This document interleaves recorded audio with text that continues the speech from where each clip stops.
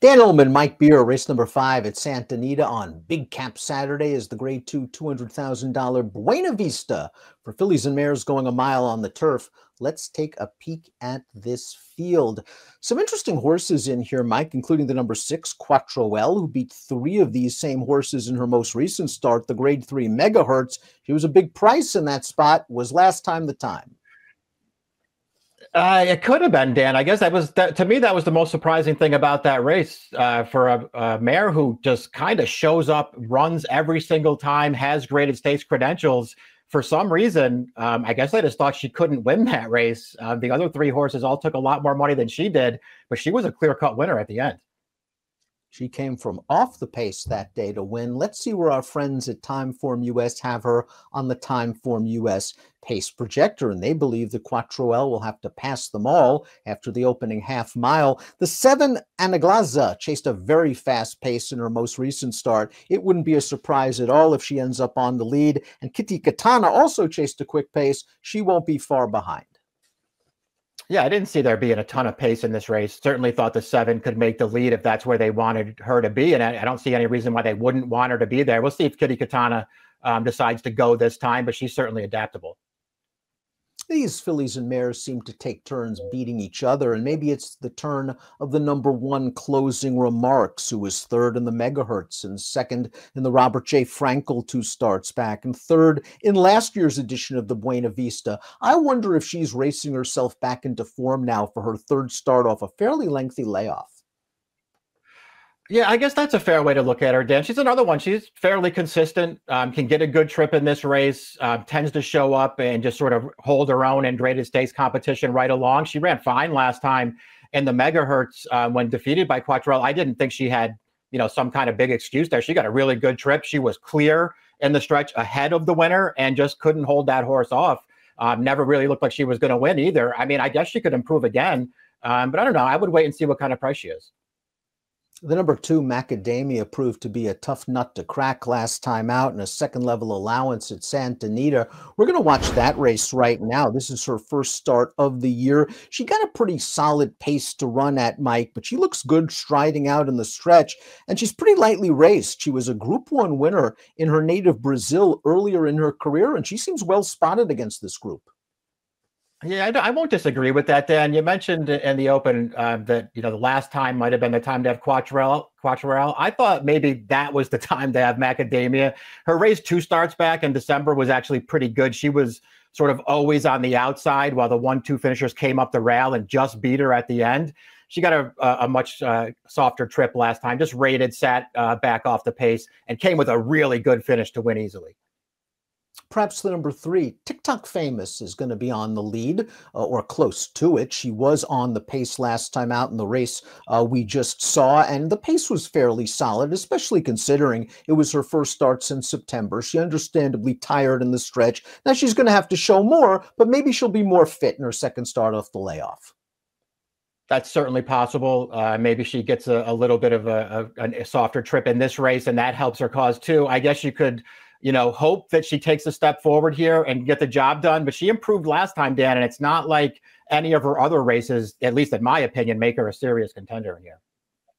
Kitty Katana was graded stakes placed at a mile at the Great Race Place last year, and she's coming off a win in a 1st level allowance at Santa Anita in late January. There was a wickedly hot pace in this race. The runaway leader is starting to get a case of the staggers, and Kitty Katana takes full advantage. Yeah, got a great trip in this race, just sitting back off of that horse, Honey Jar, who winds up holding on for a second, but that horse just went way too fast early, opening a big lead. And Kitty Katana is going to come and run her down at the end. She ran fine in there, Dan, but she did take advantage a little bit. The number 5 is School Dance, and she earned a grade 1 placing in the American Oaks 2 starts back.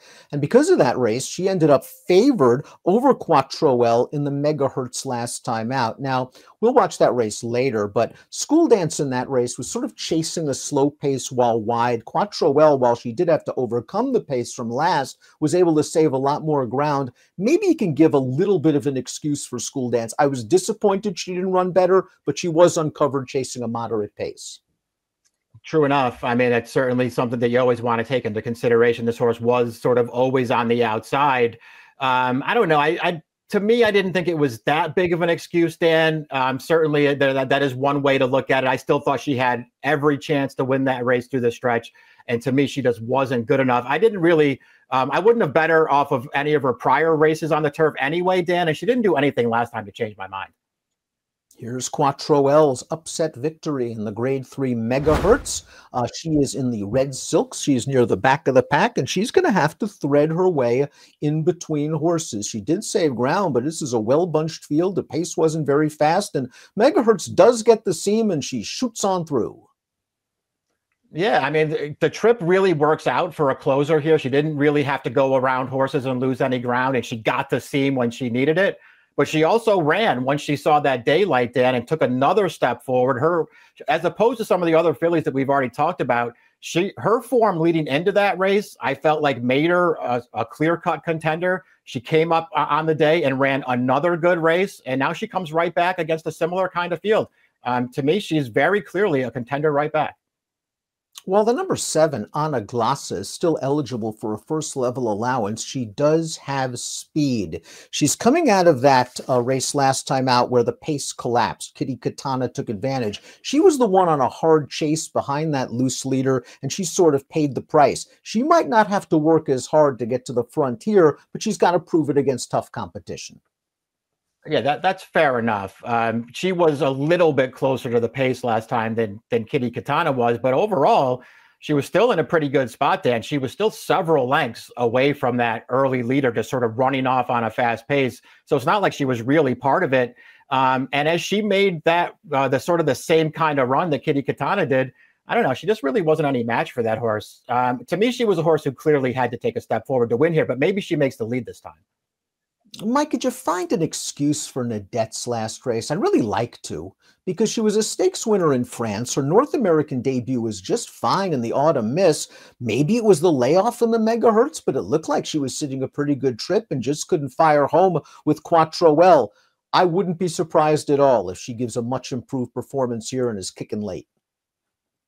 We look at her the exact same way, Dan. I actually felt like she was pretty promising in the Autumn Miss. That was a pretty good run she put in there to get up for second. I don't know what happened last time. I wanted to give her the excuse for it and just go back to her in this race and say she's going to run better here. And I still think that's, there's a real possibility that happens.